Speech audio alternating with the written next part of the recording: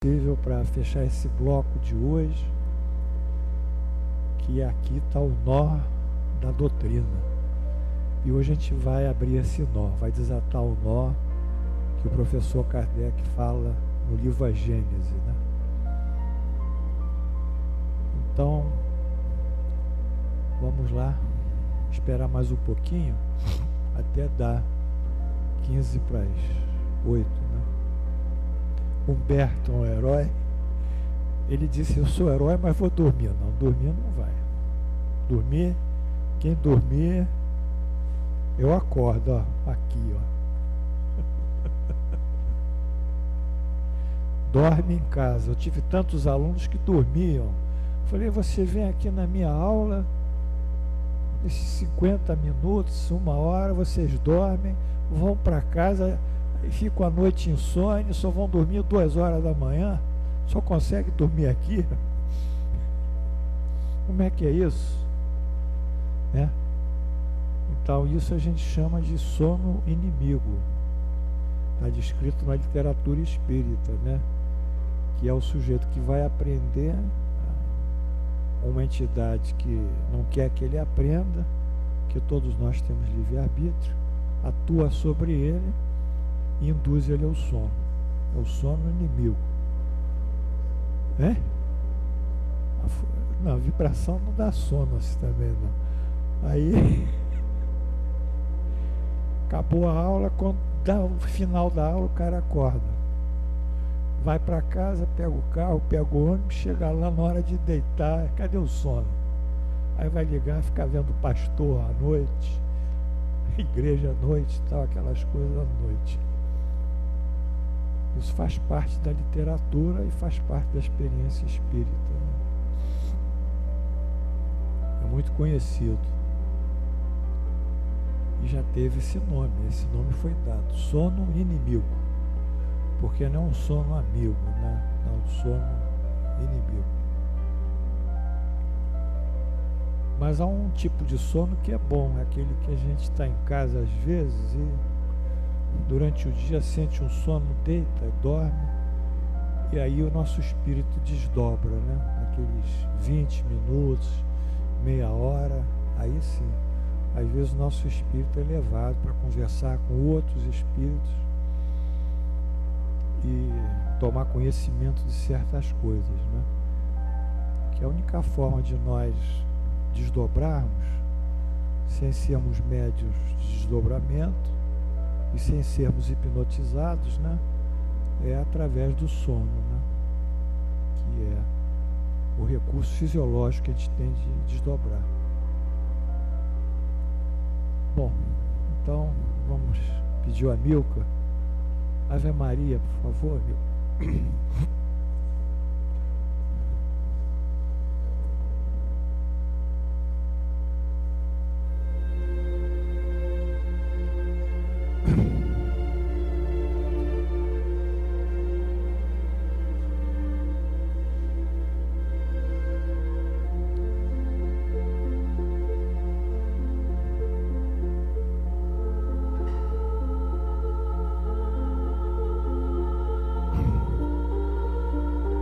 Jesus, Deus nosso Pai, nosso coração reverbera em sentimentos de alegria e felicidade. Afinal, qual é o trabalhador que não se alegra por poder servir o seu Pai? Qual trabalhador que não tem no coração, em si mesmo, um sentido de realização e felicidade, por saber que faz aquilo e segue a vontade do Pai que está no céu. Portanto, esse curso, essa aula, é um ninho de conhecimentos, um nicho de cultura e de formação espiritual. Porque a doutrina espírita, contrariamente, em oposição a outras doutrinas, tem um desdobramento psicológico e comportamental. Ela não é um conhecimento teórico, puro e simples.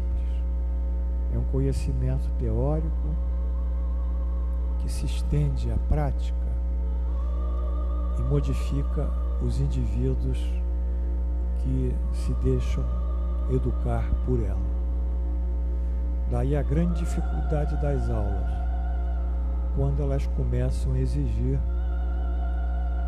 dos alunos um polo de modificação, uma transformação, uma capacidade de perdoar, uma capacidade de tolerância, de compreensão, uma lógica muito bem estruturada que justifique a fé. Enfim, quando ela começa a entrar nesse grau, em que atua sobre o psiquismo das pessoas, e dentro do psiquismo, mais além, a moral das pessoas, realmente ela constitui uma etapa difícil para todos. Porque uma coisa é nós estudarmos, simplesmente, sermos eruditos naquela área de conhecimento, termos uma formação muito alta, mas outra coisa, e bem distinta, é praticarmos essas leis morais e esses ensinamentos que Jesus nos legou. Portanto, é a alegria que nos inunda, que Deus, pois, nos abençoe a todos, que Jesus vibre sobre essa casa, sobre a instituição Frei Luís, atue sobre a sua presidência, sobre a sua diretoria, sobre seus médiuns, criando sempre um clima de boa vontade e entendimento. Enfim, que o amor de Deus esteja presente. E assim, em nome de Jesus e pela graça de Deus onipotente, abrimos os nossos trabalhos no dia 14 de maio do ano 2012, pela graça de Deus. Amém.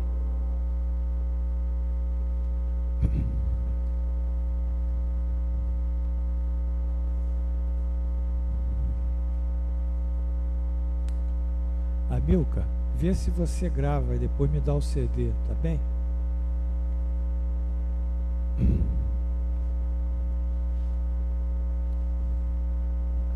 Bem, a aula de hoje, vamos só voltar à página de frontispício. A gente está andando nesse tema, né?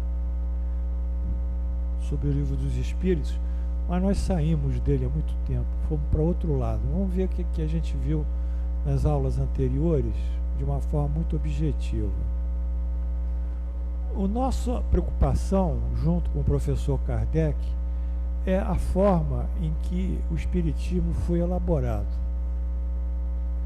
Ou seja, como é que ele foi construído, criado e difundido, estruturado como uma doutrina. É aqui que está a inteligência dos Espíritos. E é aqui que está a mão de Deus, através do Consolador de Jesus, para dar esse sentido a essa obra maravilhosa que é o Espiritismo.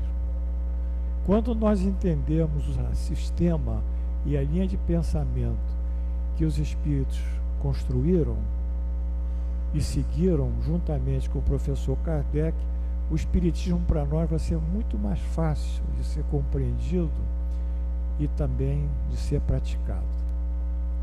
Então, essa construção, ela está nesse item 1 aqui, que é a significação da palavra revelação. Porque o Espiritismo considera a revelação espírita uma revelação. Porque há 3 revelações, uma em Moisés, uma em Jesus e a revelação espírita. Então, revelação será sempre o quê? Levantar o véu ou dar a conhecer um novo, inédito conhecimento. Isso que é revelação. E a revelação tem que ser sempre a verdade. Ela não pode ser meia-verdade, que não existe meia-verdade. Então, o caráter da revelação é trazer um conhecimento inédito e que seja efetivamente verdadeiro, evidente. Ou seja, então há dois tipos aqui. A revelação vem do latim revelare, levantar o véu, dar a conhecer, e essa natureza e a essencialidade será sempre a verdade. Não há revelação sem ser verdadeira e sem trazer um conhecimento importante para a humanidade. Bem, dentro desse contexto, há um tipo de revelação que é uma revelação estritamente de ordem moral ou espiritual. Essa revelação, o professor Kardec chama de revelação divina. Ou seja, porque embora as revelações sejam a tradução e o dar a conhecer das leis divinas, essa particularmente espiritual, pelo seu caráter moral, é chamada revelação divina. A revelação divina, ou em parte também a revelação espiritual, basicamente a divina, ela tem como seus intérpretes os chamados Messias. E uma parte dessa revelação, que é espiritual, mas não é divina, que procede totalmente de Deus, tem os profetas. Então, os Messias, os profetas, são os reveladores espirituais. Então, há reveladores maiores que realmente consubstanciam como prepostos e intérpretes diretos de Deus, que são os Messias, e reveladores menores que ainda têm uma incapacitação na sua formação espiritual, daí não poderem ser na totalidade intérprete de Deus, que são os profetas. Então, só os espíritos puros, ou seja, os que não encarnam mais na Terra e que chegaram a uma ascensão espiritual de identidade com Deus, identificação com o pensamento de Deus, que são os chamados divinos, e nós adjetivamos aqui de reveladores maiores.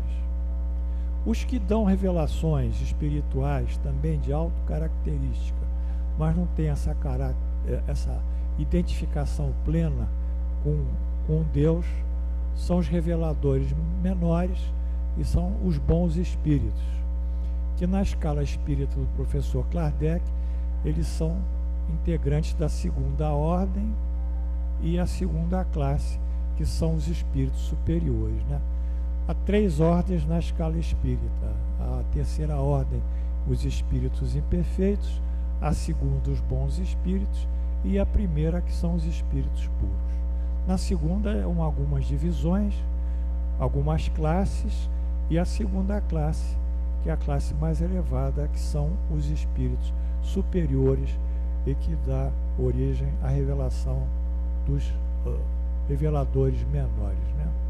De qualquer forma, a revelação espiritual, sobretudo no caráter dos espíritos superiores, ela será um ato mediúnico, né? Um ato mediúnico.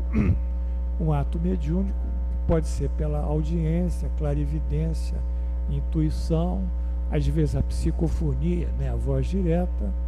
E, como um ato mediúnico, a característica da verdadeira mediunidade é a espontaneidade aliada à passividade, né? Vocês sabem que a verdadeira mediunidade, ela é passiva, ou seja, não há nenhuma interferência do médium, e ela é espontânea, né? Não se vai provocar um médium, você tem que dar uma mensagem do meu pai. Só o fato de induzir o médium para dar uma mensagem do meu pai e provocar isso à vontade dele, já dá uma interferência do próprio espírito dele, do pensamento dele. Ela pede esse caráter da autenticidade, né? De qualquer forma, nós podemos sintetizar que na revelação será sempre um ato mediúnico.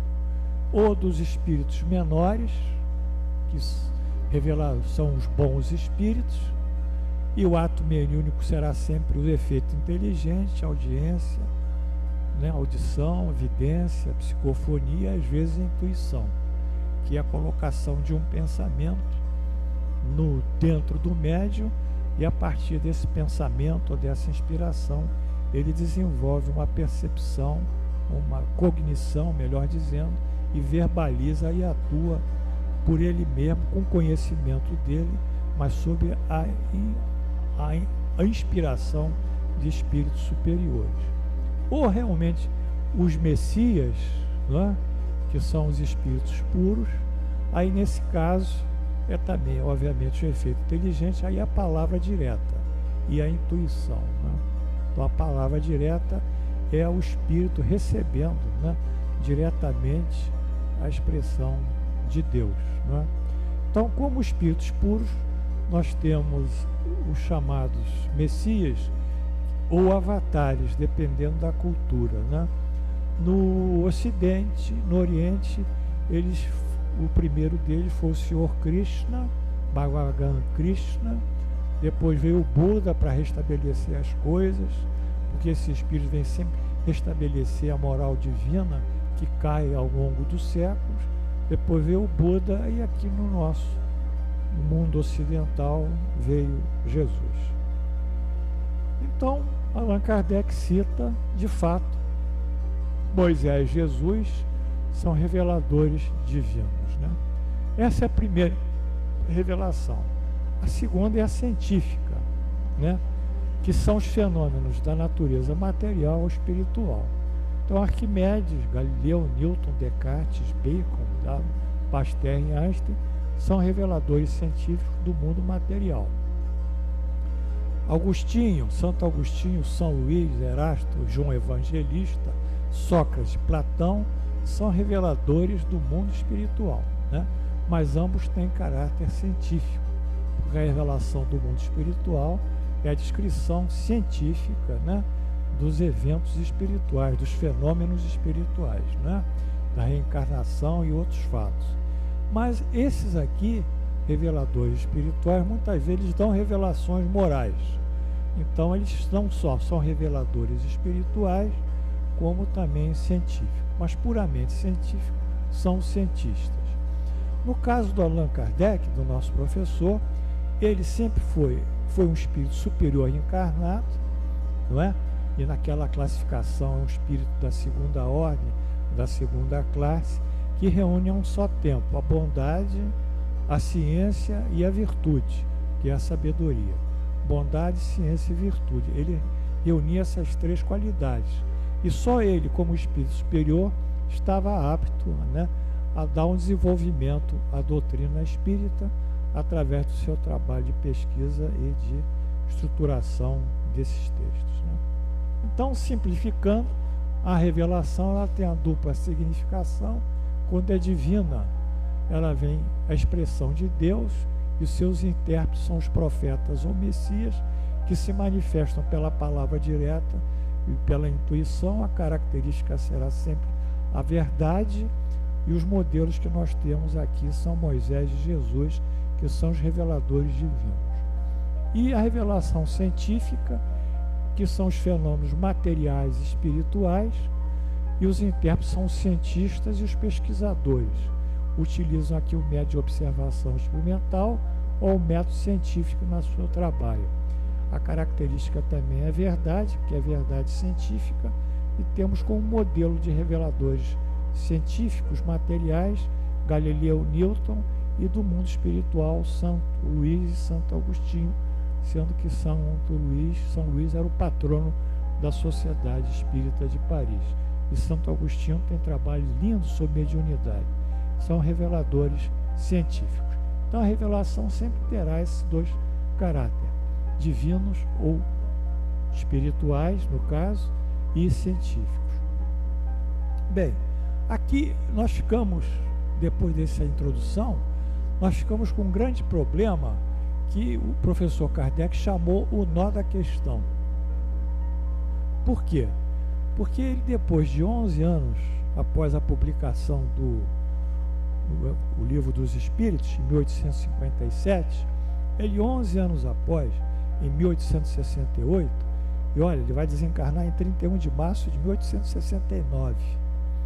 Então ele publica em janeiro de 1868 o livro A Gênese, que é um livro da maturidade dele. Ele já era maduro, mas ele tinha vivido muito. Tinha publicado 5 livros, tinha publicado a Revista Espírita durante, já naquela época, 11 anos seguidos. E a revista tinha um número mensal.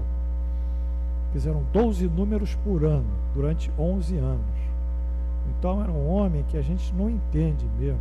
Normalmente ele produziu muito mais do que Freud, muito mais do que Jung, porque ele produziu muito mais relativamente no menor tempo. Jung viveu até 80 anos. Aí podia fazer o que queria. O próprio professor Freud também viveu até 80 e poucos. Mas Kardec viveu até o quê? 1904, 1804, 1859. 69. 64 anos só. E morreu muito jovem.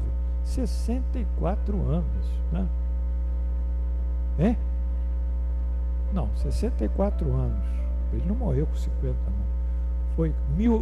Ele nasceu em 1804 e morreu em 1869. 65. 65. Então, muito pouco, né? Sabendo que ele entrou no Espiritismo quando tinha 50 anos. Praticamente. Então, todo o trabalho dele se desenvolveu de 50 a 65. Praticamente, hein? Se foram 15 anos, né?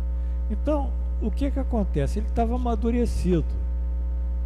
E no prefácio aqui do livro Gênese, que é o livro da maturidade dele, né? Nós explicamos que ele tinha que abordar temas espinhosos da doutrina espírita, que ele tinha visto ao longo desses anos, e a sua preocupação era justamente compreender a doutrina, levar a doutrina no momento em que os efeitos materiais, os fenômenos, eles subiam muito na doutrina, né? E esses efeitos materiais, que era estudo da ciência experimental, né? Da experiência. Então ele vai publicar a Gênese para dizer o seguinte: pessoal, vocês estão levando a doutrina para o fenômeno. Aí surgiram depois dele os metapsiquistas, como Richer, como Gibier, como diversos, né, cientistas, né? Surgiu a revista Light, surgiu os ingleses na pesquisa também dos fenômenos. A materialização era muito importante, né? Eusapia Palladino e todos aqueles pesquisadores, William Crookes, né? Que descobriu os raios catódicos, que é o precursor do raio-x. Então os fenômenos subiam muito. E ele ficou muito preocupado. E os fenômenos tomavam o caráter do milagre. Materializou, apareceu, fez o transporte. Então ele ficou preocupado. A doutrina espírita não podia para esse lado. Ela é uma coisa bem consistente, né? Como os espíritos criaram. Aí ele publica a Gênese e bota logo como subtítulo os milagres e as predições segundo o Espiritismo. Ele já crava. Ele já tinha dito o Evangelho segundo o Espiritismo. Ele botava os Evangelhos na leitura do Espiritismo, leitura da moral espírita, ou da filosofia espírita, ou do Espiritismo prático. Aí ele colocou o fenômeno também à luz da doutrina espírita. Né? Então ele foi muito claro. Então ele mostra que a doutrina espírita é o resultado do ensino coletivo dos espíritos e concordantes, não é um espírito, é uma coletividade. Ele bota e diz que a ciência vai reconstituir ou constituir a Gênese, a origem das coisas. Ele quer mostrar que a Gênese, a ciência, é que vai comandar isso, leis da natureza. E ele mostra que Deus prova a sua grandeza pela imutabilidade das suas leis e não pela supressão delas. Ele quer dizer, não existe milagres.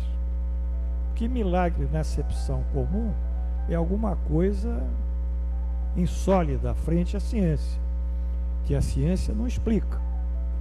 Mas a ciência tem que explicar.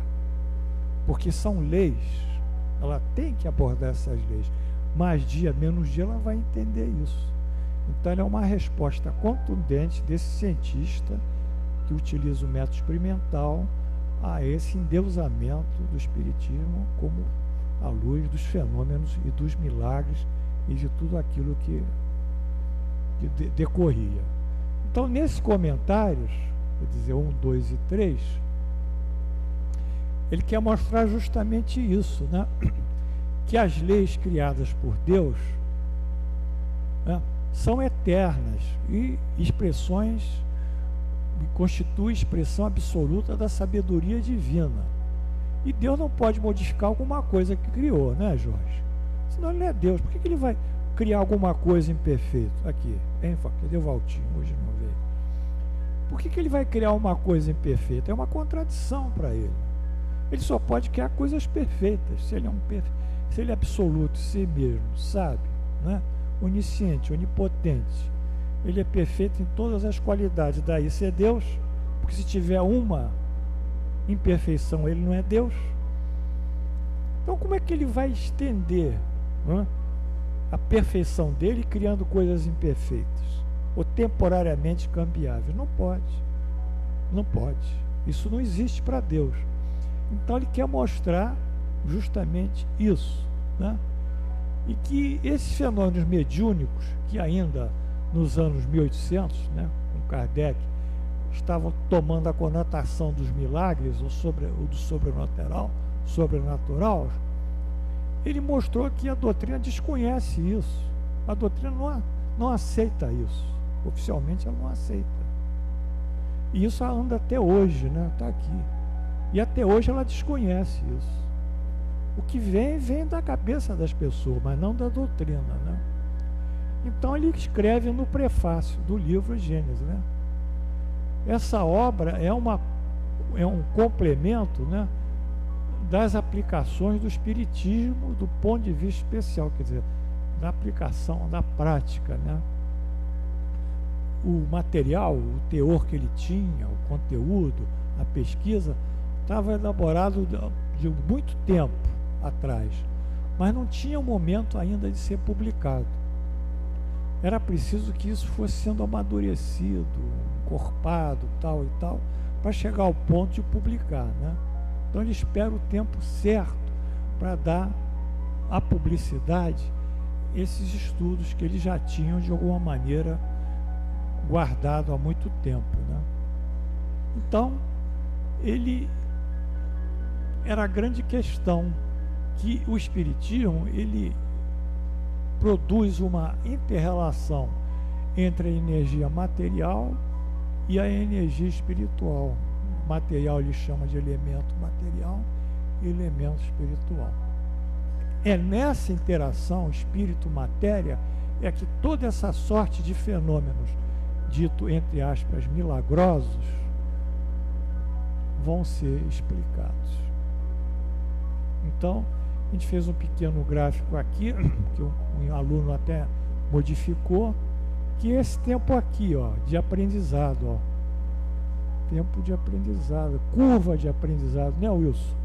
Quando a gente bota o cara para estagiar numa empresa, né? Ele tem aquela curva de aprendizado, que é o investimento que a empresa faz nele, né? Então essa curva aqui de conhecimento, embora a interação já existisse há muito tempo, ela demorou um tempo determinado para que as pessoas começassem a compreender isso, né? Foi esse tempo aqui de compreensão. Então essa foi a posição que Allan Kardec colocou, e ele propôs o seguinte: como é que eu vou abrir esse problema dos milagres sobrenatural? Eu vou dar o papel que os espíritos tiveram no trabalho de elaboração da doutrina e o papel dos homens. Quando eu der o papel dos espíritos e o papel dos homens, que é um duplo papel, Então nós vamos afastar o quê? As ideias do misticismo, dos fenômenos, da religiosidade, do preconceito, e por isso eu estou escrevendo nesse livro o primeiro capítulo, o que é a revelação espírita, porque é justamente aqui, nessa concepção de revelação espírita, como ela foi elaborada, é que nós abrimos todos os problemas que possam existir.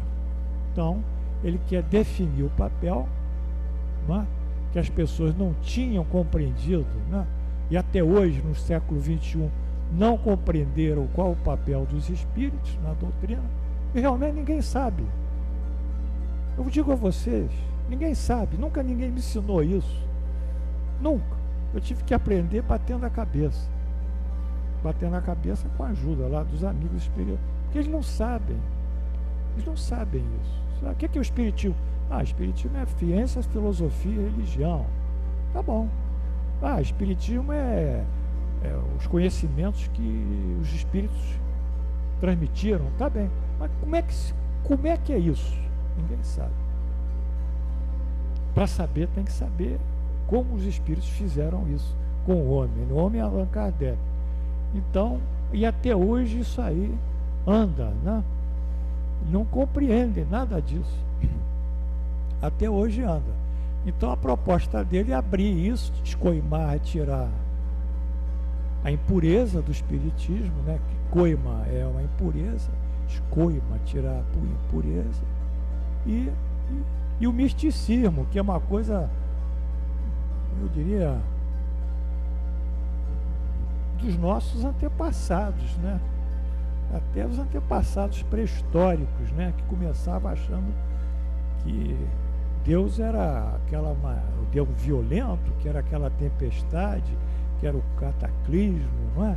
Aí tinha que fazer os holocaustos, os sacrifícios para aplacar a ira divina, né? Que a natureza era Deus, confundiam o efeito com a causa, eram panteístas, uma confusão bárbara. E até hoje existe, eu sou místico, quer dizer, você joga para o sobrenatural a razão da vida, é a lógica? Não. Você tem que botar a razão da vida e a lógica na lógica, como qualquer pessoa que quer pensar e descobrir, né? Então, tem que tirar esse aspecto do espiritismo. Por isso que Allan Kardec diz que a ciência é chamada a constituir a origem das leis da natureza. Então, ele vai para o lado da ciência no livro A Gênese, né? E o nó da questão, o nó é o estorvo, o embaraço, né? Aí é aqui que ele vai abrir esse problema sério que o espiritismo atravessava na época dele e até hoje atravessa, tá? Até hoje atravessa. Até hoje. Porque as pessoas não sabem. Então elas têm que andar atrás dos médios e atrás dos fenômenos que os médios produzem, né? E achando que aquilo ali é qualquer coisa de extraordinário. Bom, mas a partir disso, o professor coloca a revelação espírita com duplo caráter, para poder mostrar, né, quebrar essa incompreensão da doutrina, né? Nós temos a revelação divina, que é um caráter que nós vimos, e a revelação científica, né? Então ele fala da revelação espírita, que ela tem um duplo caráter. A revelação espírita tem um duplo caráter. Ela é divina e ela é científica.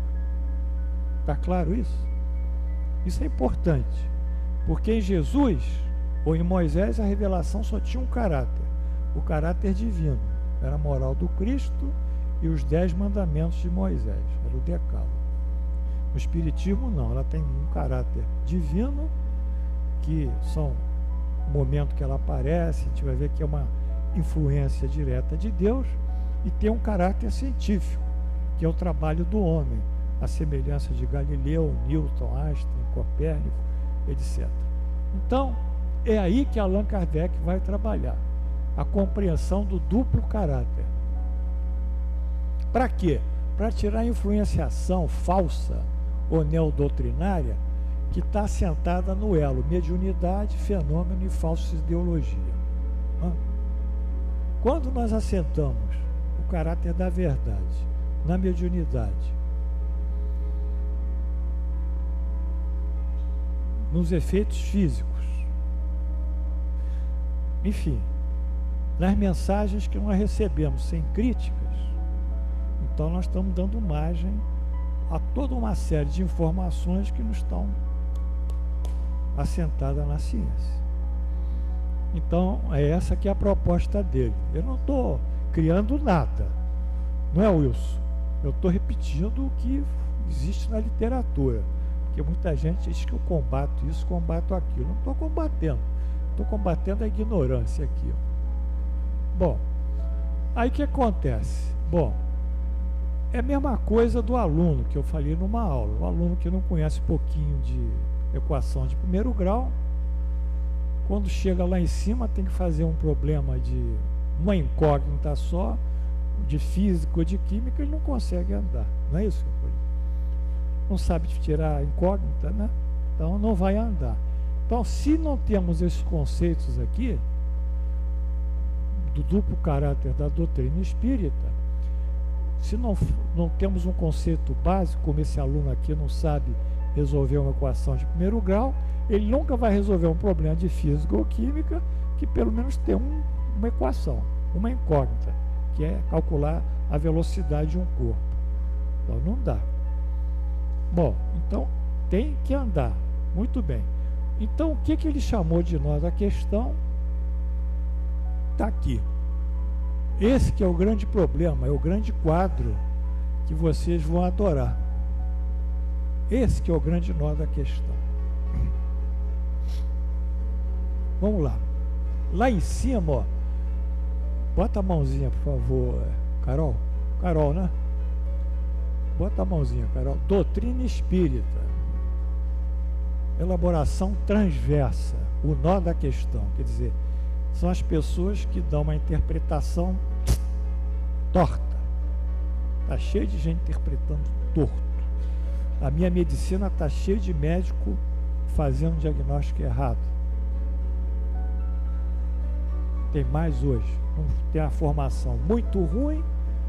A faculdade de medicina é muito ruim, não tem nem professores. Nenhum, às vezes, tem nenhuma formação acadêmica. Zero de formação.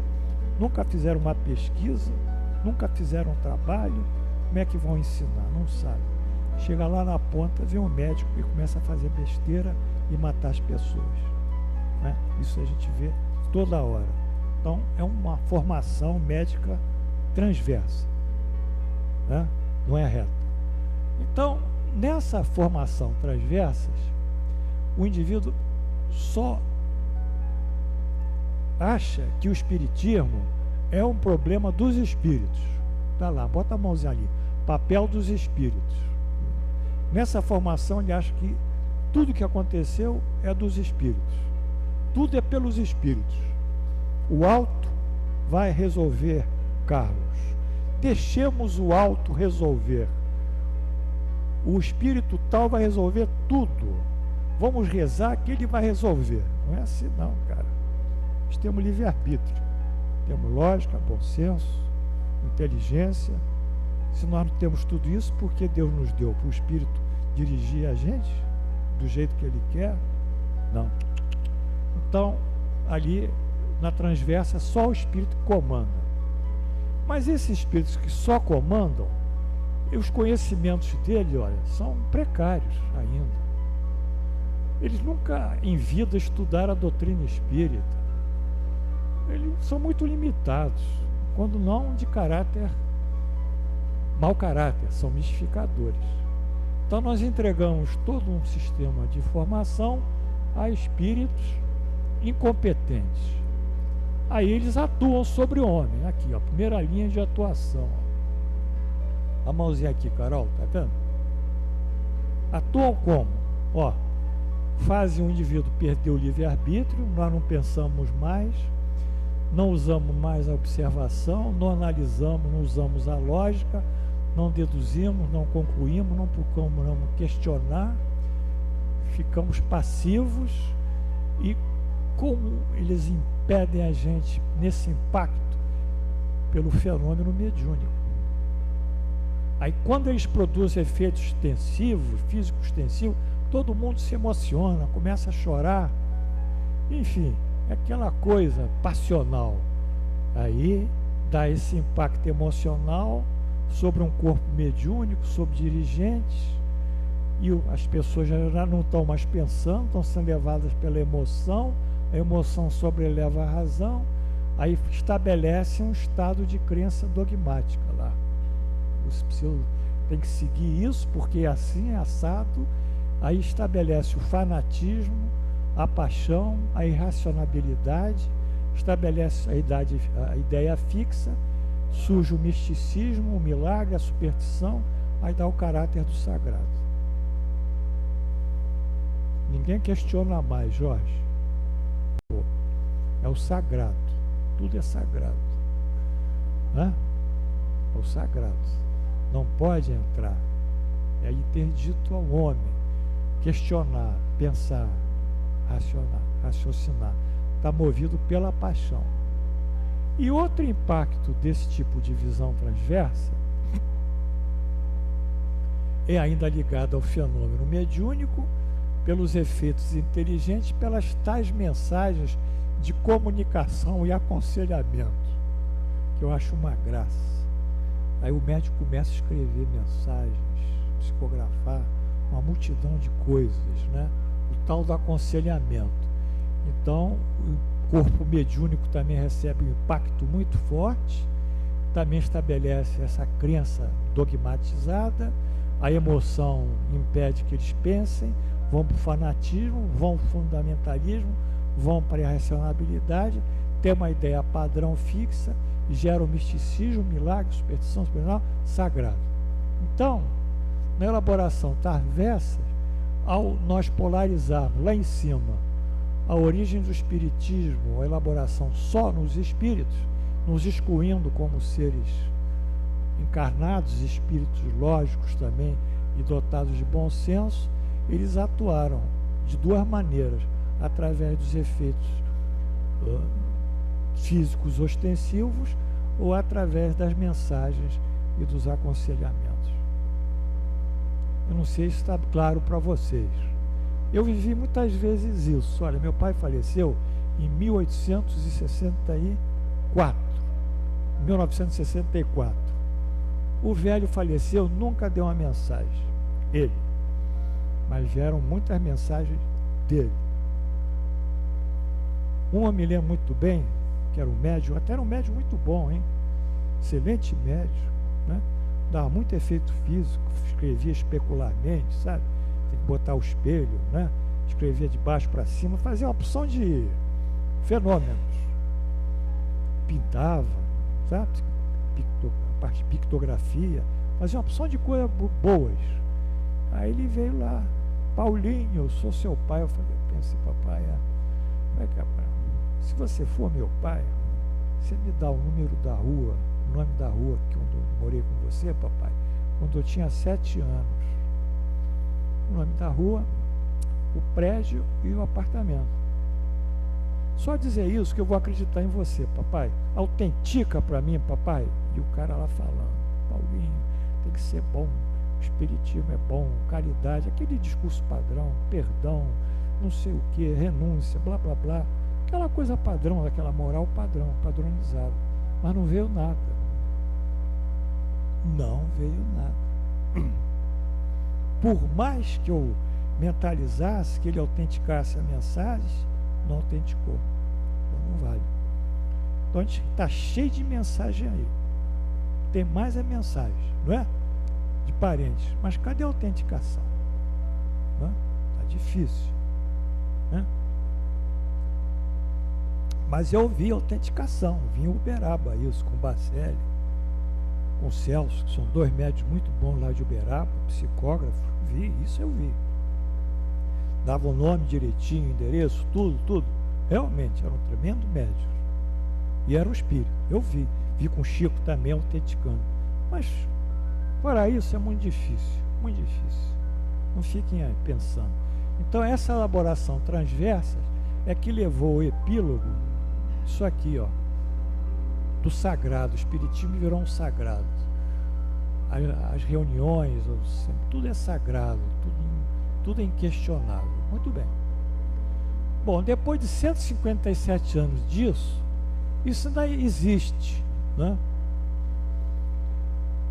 Mas, para que a gente acabe com isso, desata esse nó, a gente tem que entender o papel dos espíritos e o papel dos homens, que os espíritas esqueceram, que o homem é o coparticipante da revelação espírita. Com isso, a gente quebra misticismo, milagre sobrenatural, mostramos e evidenciamos a imutabilidade das leis de Deus, aí conseguimos, mostramos o finalismo da doutrina espírita, Jorge, que os caras não querem, os espíritos não querem, que é Deus.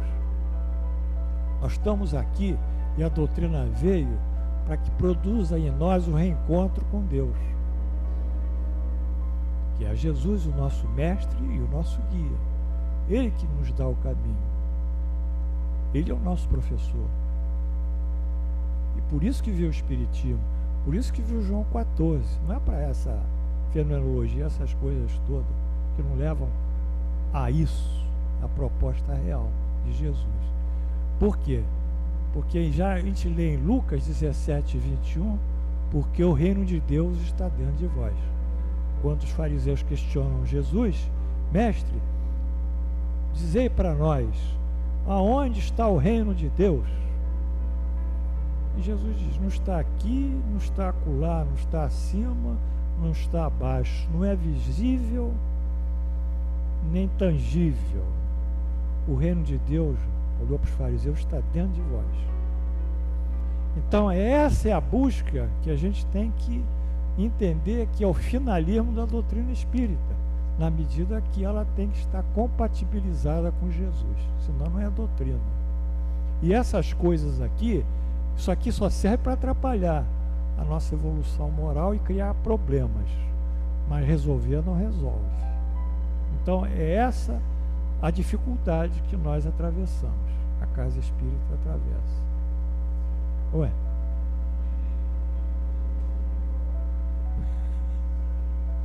Mas lá, Jorge, quer falar aqui ou não precisa? Então fala aqui para mim. Sei que o tempo está correndo. A palavra aqui é livre. Vai. Cada vez que a gente mais estuda o Espiritismo, a gente reconhece o quanto longe está igrejas católicas, protestantes, que é uma filha da católica, né? De Cristo, dos ensinamentos de Cristo. É só olhar um pouquinho para dentro da igreja, não tem nada disso. Carlinda, quer falar alguma coisa também? Concordou com o Jorge ou discordou?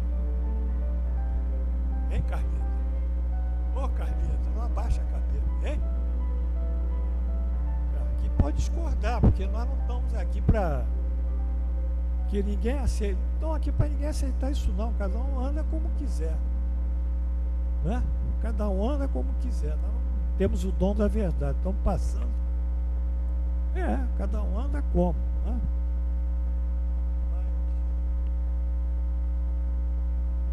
O fato é que, à medida que a gente vai evoluindo, as pessoas vão dizendo assim, poxa, Paulo, você é muito lógico, você é muito intelectual, você não é religioso. Pelo contrário, quando nós descobrimos essas verdades, a religião entra dentro da gente de uma forma que ninguém mais mexe com a gente, porque nós estamos acreditando em Deus, entendendo Deus, sabendo de Deus.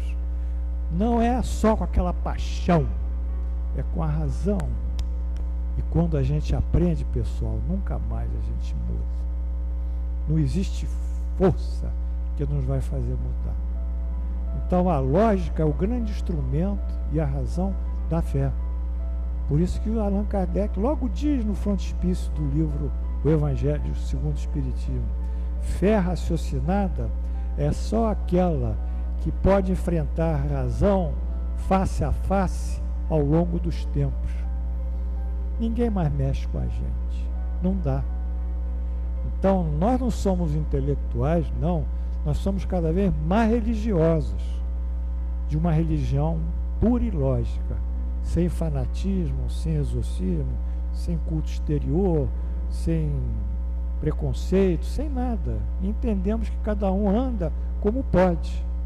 Não é porque aquela curva de aprendizado que eu falei para o Wilson ali, cada um tem a sua curva, né? Nessa encarnação vai na outra, não vai na outra, vai na outra, um dia chega.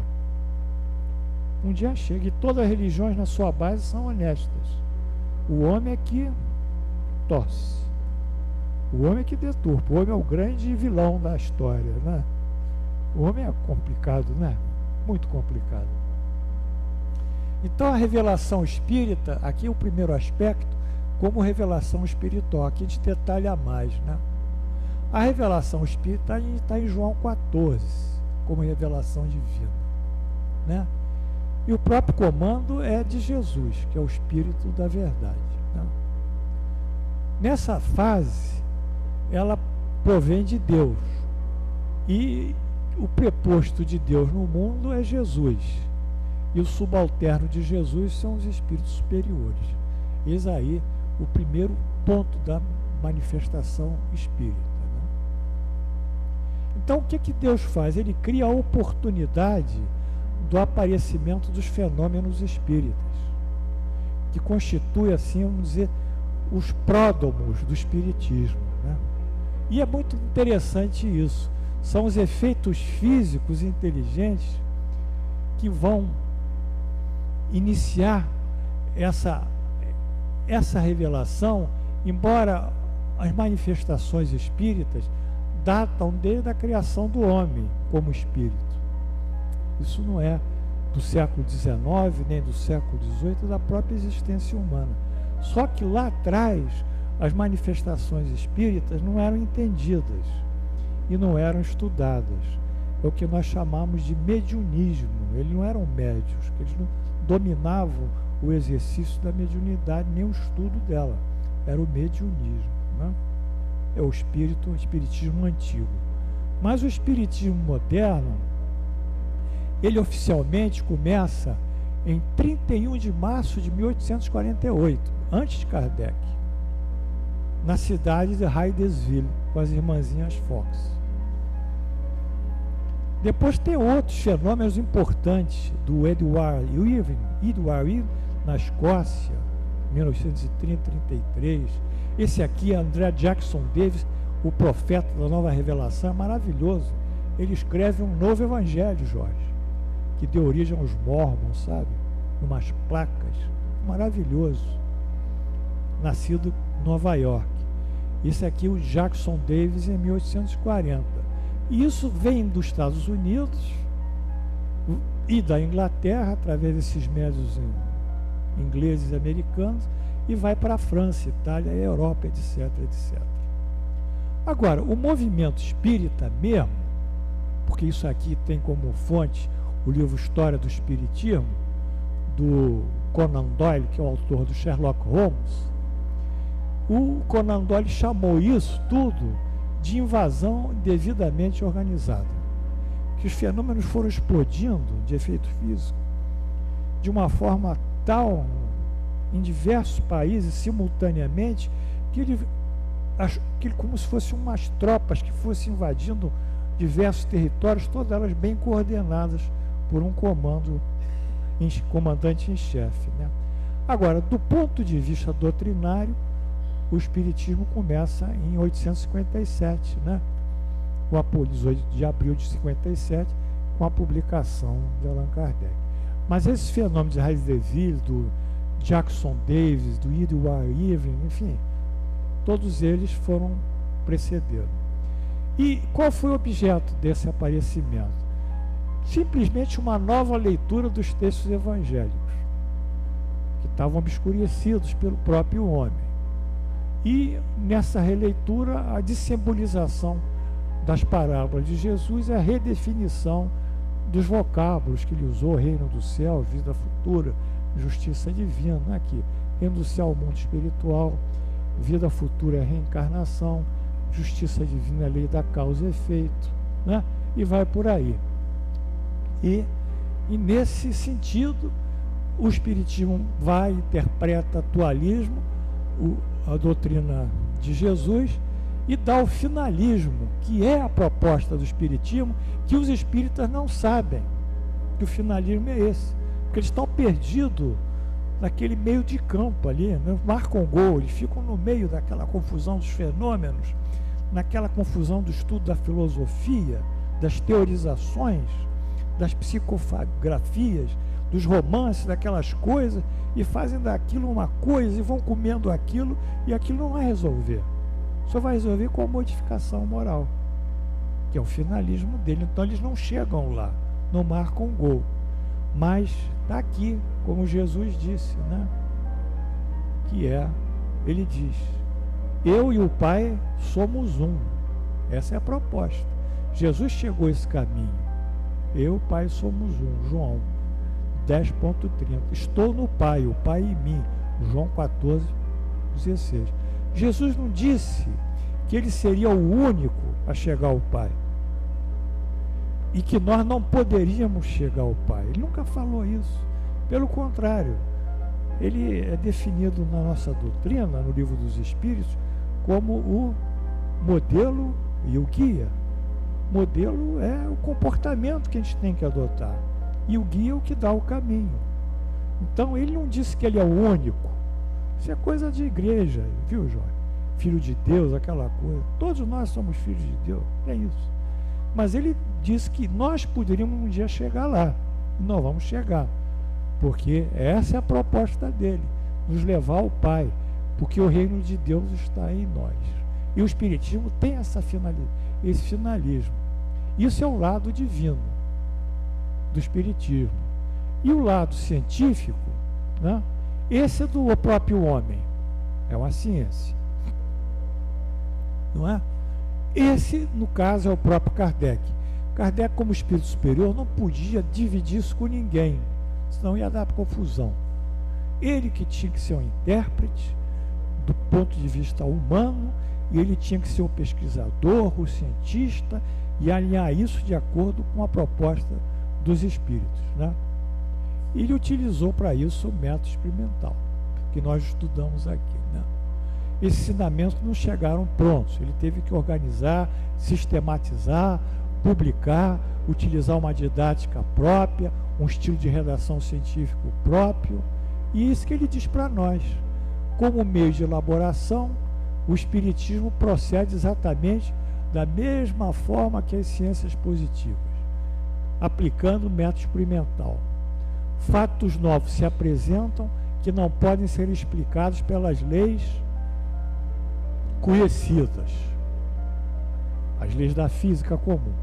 Então, o Espiritismo as observa, compara, analisa, busca nos efeitos das causas, chega à lei que os rege, depois deduz as consequências e faz as suas aplicações práticas. É, pois, rigorosamente exato dizer-se que o Espiritismo é uma ciência de observação.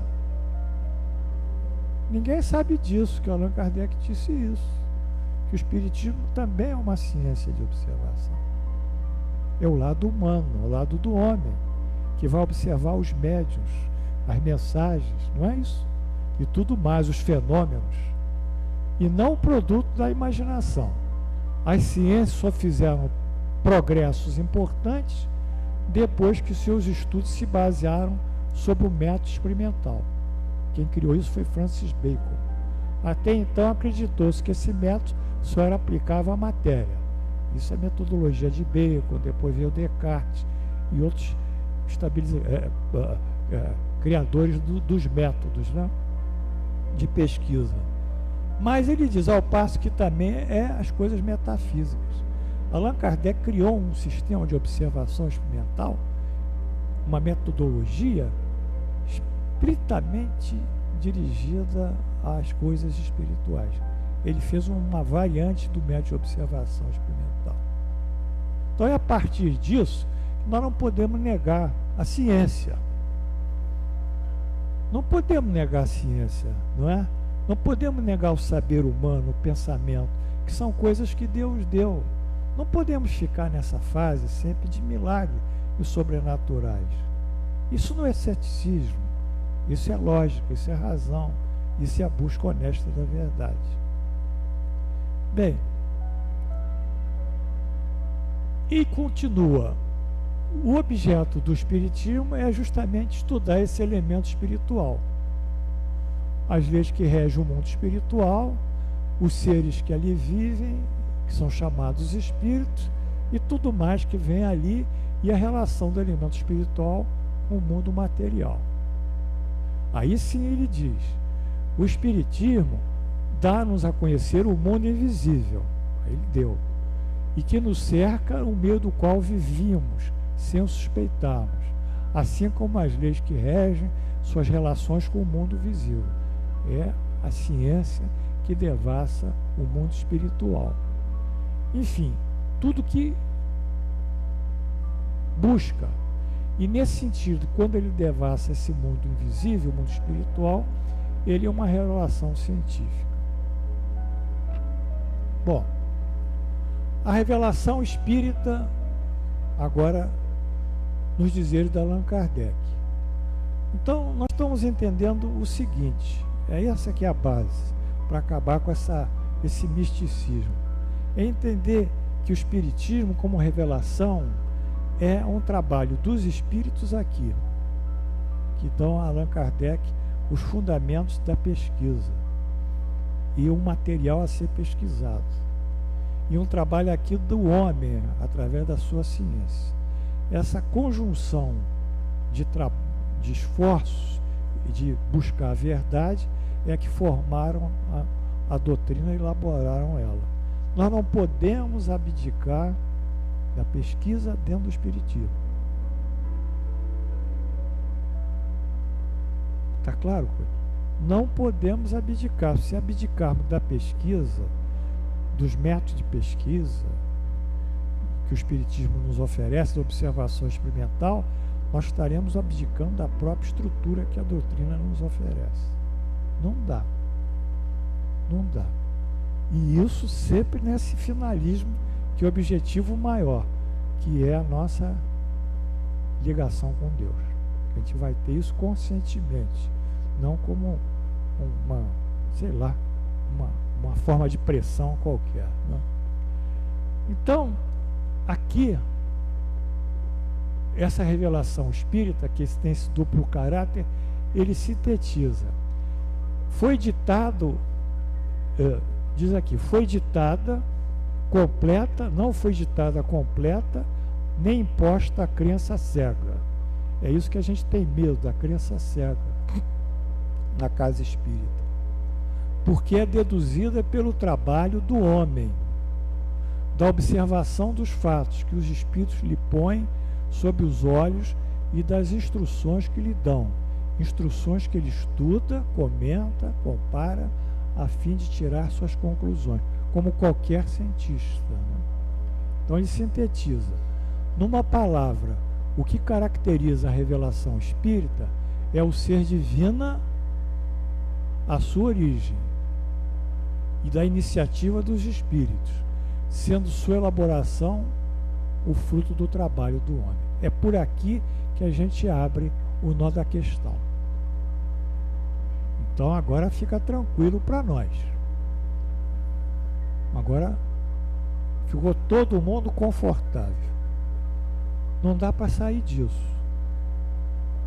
Se sair, vai para o misticismo. Vai? Quer para o misticismo? Quer? Vai.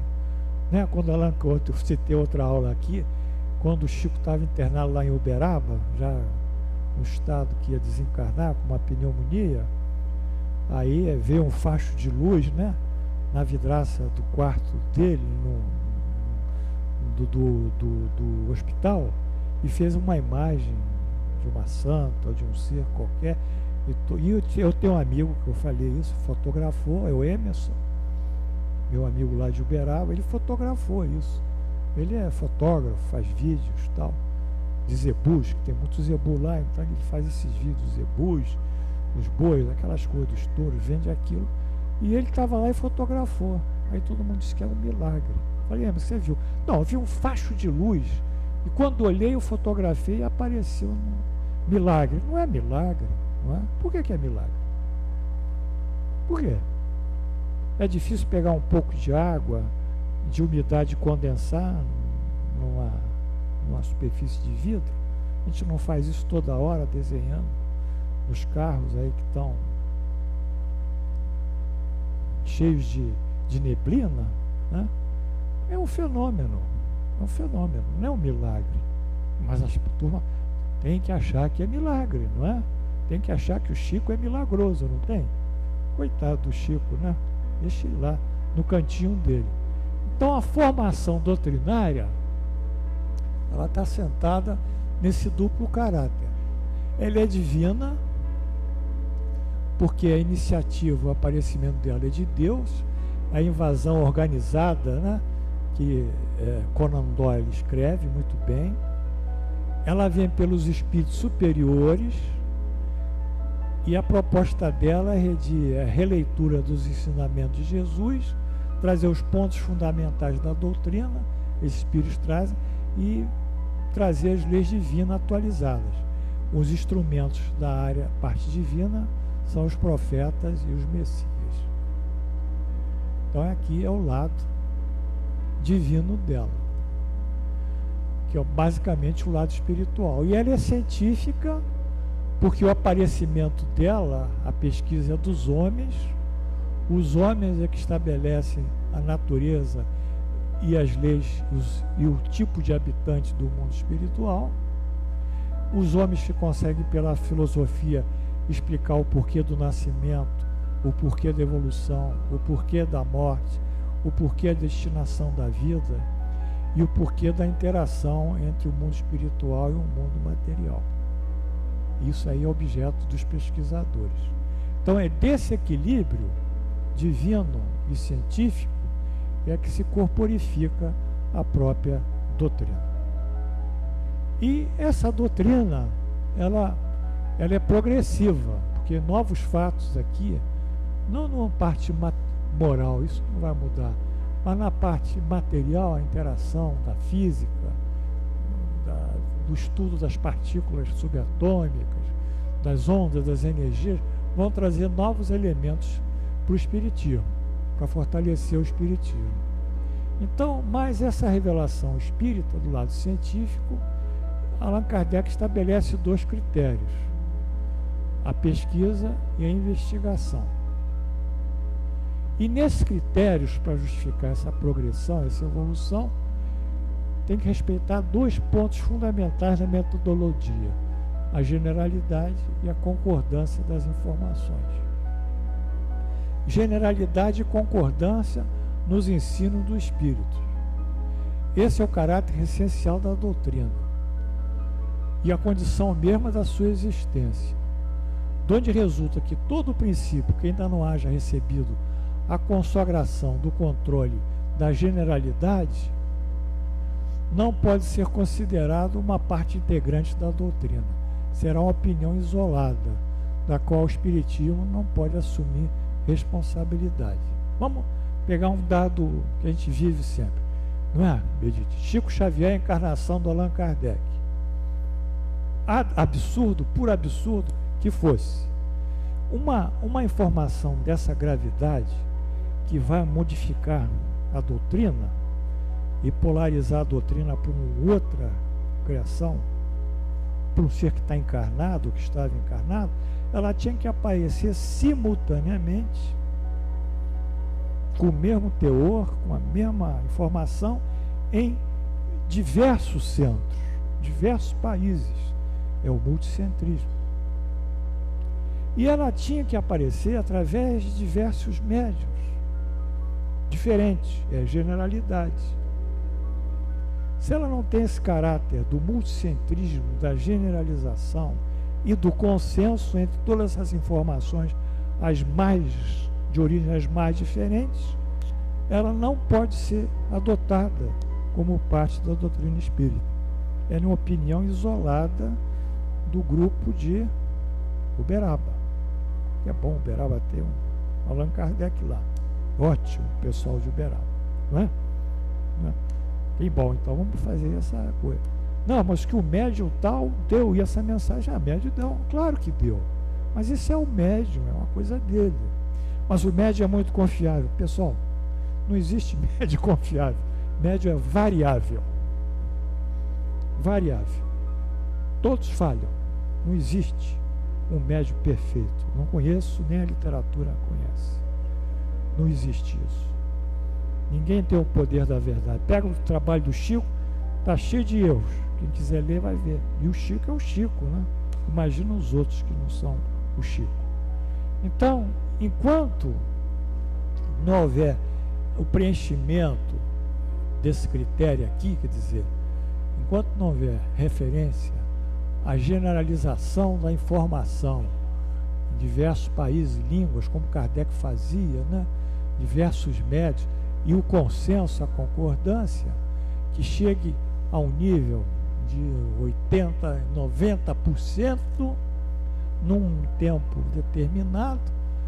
Então, se não chegar a esse critério aqui estatístico, pelo menos, aqui não pode ser adotado pela doutrina espírita. Então, a gente vive todo dia escutando descobertas, promessas, notícias, previsões, né? Aconselhamentos, determinações, mas tudo isso a gente vai pensar, mas isso é opinião isolada desse médium. Eu gostaria até muito de falar com esse espírito, bater um papo com ele, perguntar como é que ele chegou a essa conclusão.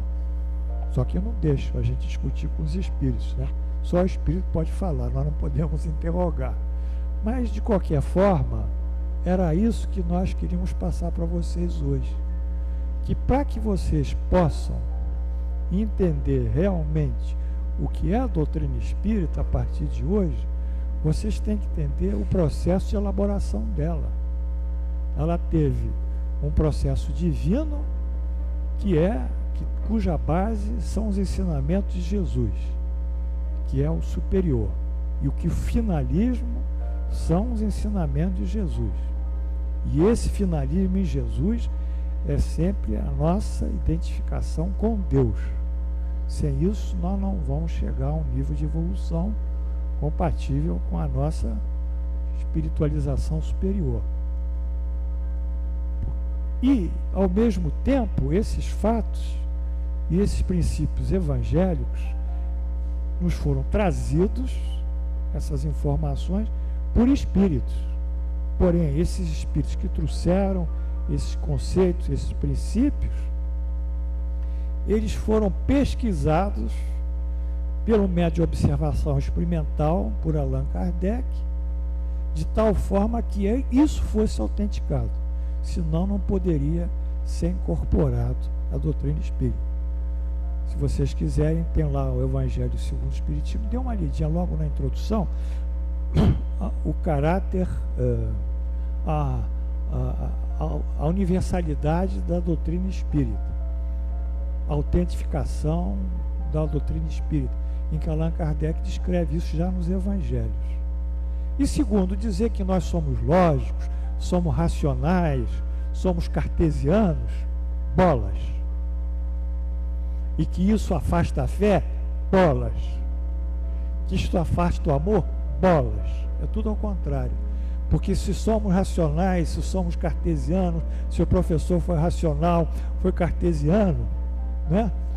Muito dele é o pensamento causal, que é uma linha de pensamento de Descartes, bolas, é por aí que nós encontramos a verdade. Porque eu, como eu sou médico, se alguém me diz, Paulo, esse exame aqui é fidedigno.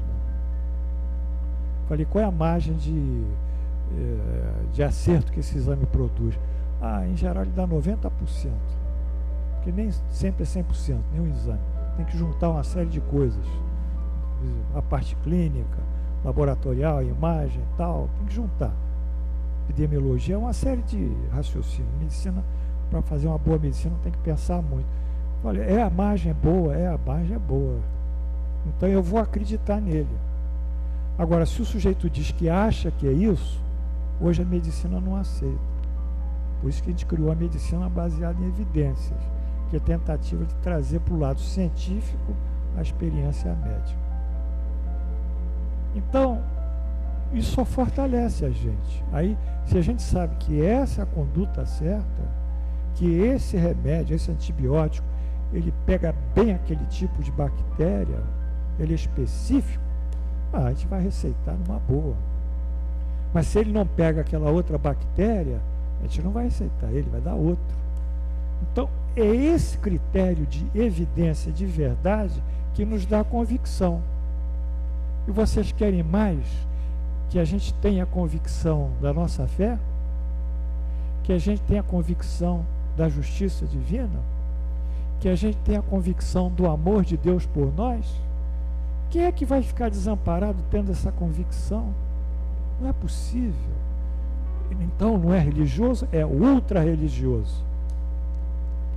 Mas não é um religioso piegas, um religioso cheio de emoção, de choro. É um religioso de afeto, de amor, de sentimento, de respeito. E nós lembramos lá a própria Bíblia, em Gênesis, quando diz, no primeiro livro diz, e Deus criou o homem à sua imagem. O homem e a mulher os criou à sua imagem. Fomos criados à imagem de Deus. Mas criados em que imagem? Se Deus é imaterial, se Jesus diz que um dia a gente vai adorar Deus em espírito e verdade, portanto ele diz que Deus não é a matéria, é a verdade, uma verdade transcendente e uma condição transcendental. O que nós temos imagem com Deus? Nós temos a criação dele. Nós temos o poder de modificar as coisas, que é dele. E cada vez que mais nós aproximamos dele, pelo sentimento, mais esse poder cresce. Aí vai fazer igual Jesus fazia, faz o milagre, faz a cura do cego de nascença, não é isso? Faz a cura da mulher que estava com uma hemorragia genital há 20 anos, lá um mioma, né? Hemorragia, ressuscita aqueles que estavam já no estado vegetativo, não era a morte, mas era um estado que semelhava à morte, né? Ressuscita Lázaro, né? Ressuscita a menina, né? Levanta, Talita cúmene, menina levanta, né? Aí começa a dar aqueles milagres todos, anda contra a gravidade em cima da superfície da água do lago de Genezaré e vamos embora com ele. Vamos embora. Porque ele chegou a um momento que pela identidade com Deus, a expressão da vontade dele se traduzia numa lei. A identificação com a lei divina. Então, é isso que é a proposta da doutrina espírita.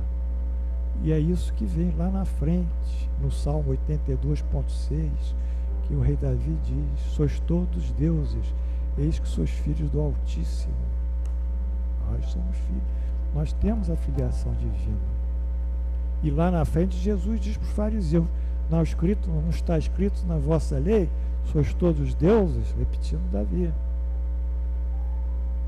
Então essa filiação divina é que nós temos que resgatar. E isso não é um problema só de Jesus que nos trouxe, é um problema do Senhor Cristo, é um problema do Senhor Buda, é um problema de todos os reveladores divinos, e hoje é um problema da doutrina espírita. A chamada revelação espírita ou terceira revelação. Enquanto nós não caminharmos nesse sentido, vai ficar difícil. Nós vamos perder no meio das coisas secundárias e desimportantes. E vamos ficar de briga na casa espírita, fofoca. Isso não interessa para nós, não tem nenhum valor. O valor é nós mudarmos, transformarmos. E a doutrina espírita é clara para essa transformação. Ela diz que o veículo para nos transformarmos é o exercício do amor. O exercício do amor é a caridade. Ela dá a fórmula, a doutrina, a caridade. Mas caridade é perdoar, é ser indulgente, é ser tolerante, é ver o Papa com aquele chapelão lá e deixar ele andar. Porque um dia esse Papa vai desencarnar e vai ver que aquele chapelão não melhorou nada em nada.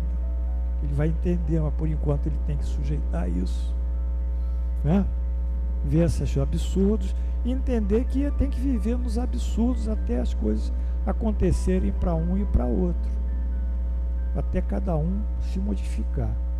Por isso, para fechar a aula, no nosso Evangelho segundo o Espiritismo, no capítulo Sede Perfeitos, tem uma mensagem do Espírito de Verdade, que é muito clara, que diz, e eis que vos dou um novo ensinamento. Ensinamento é aula, não é mandamento, que era de Moisés. Tá? Moisés era duro, ele mandava. Jesus ensina, né? Ele ensina, é um pouquinho diferente. E eis que vos dou um novo ensinamento. Amai-vos e instruí-vos. E dá um pulo e diz no texto dele, pula para o cristianismo. No cristianismo encontram-se todas as verdades. São de origem humana os vícios nele encontrados. No cristianismo encontram-se todas as verdades. Os erros que as pessoas, as imperfeições que existem no cristianismo são origem humana, não são divina. Então ele mostra que nós temos que estudar, nos aperfeiçoar e entender tudo isso para que possamos exercer a plenitude da nossa fé. E Allan Kardec foi maravilhoso e nos deu todo esse caminho. É só questão de nós estudarmos e praticarmos. Então era isso que nós queríamos fechar esse bloco de hoje, com muita alegria, né? A outra nós vamos ver o Consolador Prometido, que é o João 14, que ainda fala sobre isso, mas o desdobramento disso sobre o texto da nossa Bíblia. Então vamos encerrar aqui e pedir para o Amilcar tocar a Ave Maria. Estou até triste que a aula acabou. Nós não falamos mal de ninguém, né, Jorge? Falamos? Não podemos falar mal. Falar mal é falta de piedade, né?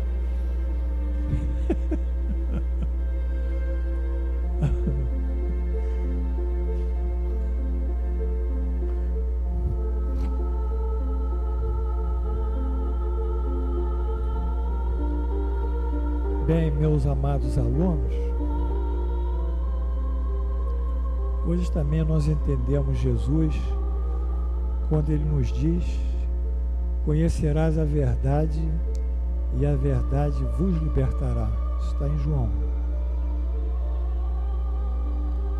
Aí Lucas pergunta a Jesus: mestre, como chegar a essa verdade? Pergunta, Lucas era curioso, né? E Lucas, outro apóstolo, não me lembro qual. E aí, não era Lucas, foi outro apóstolo. Aí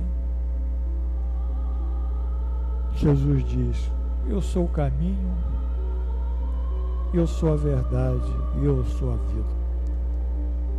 Então essa verdade que Jesus propõe, que vai nos levar à libertação, ela tem como paradigma, como referencial, como modelo Jesus. E como um bom professor, Jesus é o nosso guia, nosso mestre. Ele nos ensina.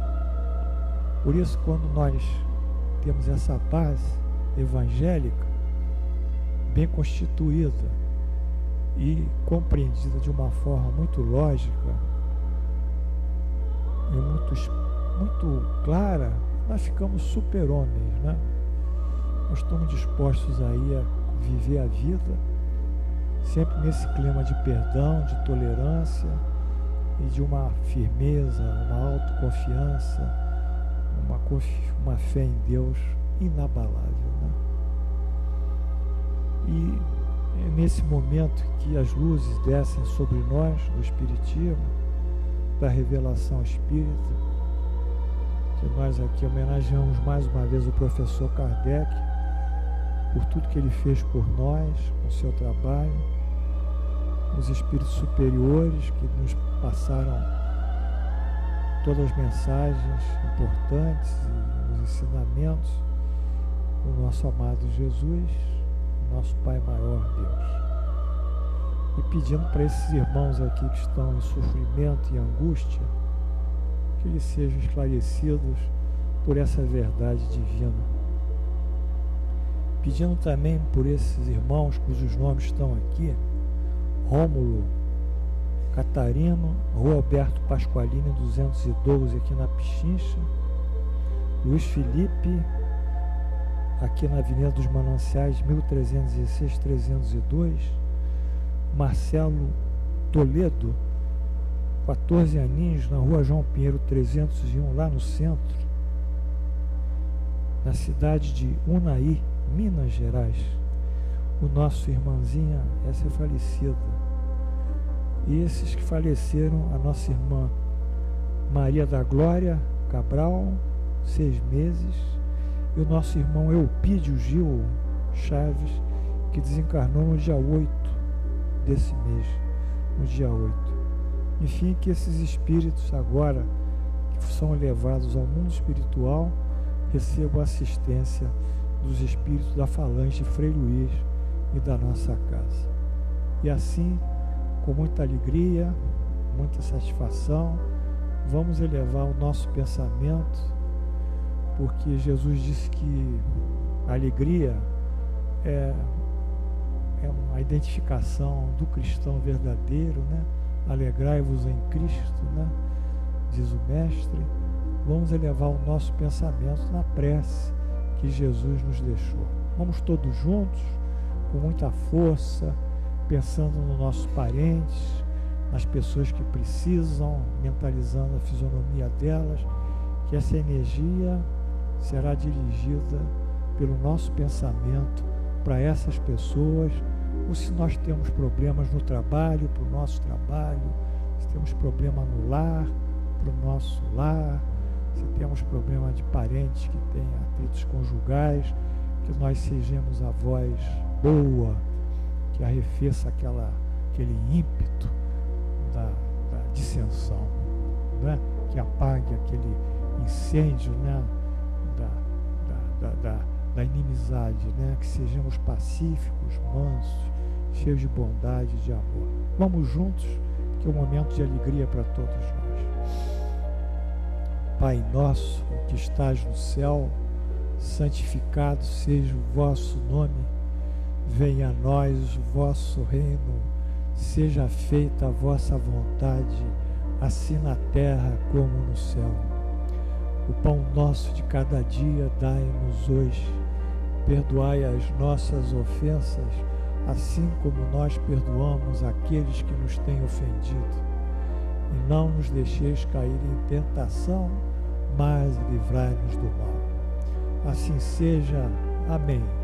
Em nome de Jesus e pela graça de Deus Onipotente, damos por encerrados os nossos trabalhos no dia 14 de maio do ano 2012, pela graça de Deus.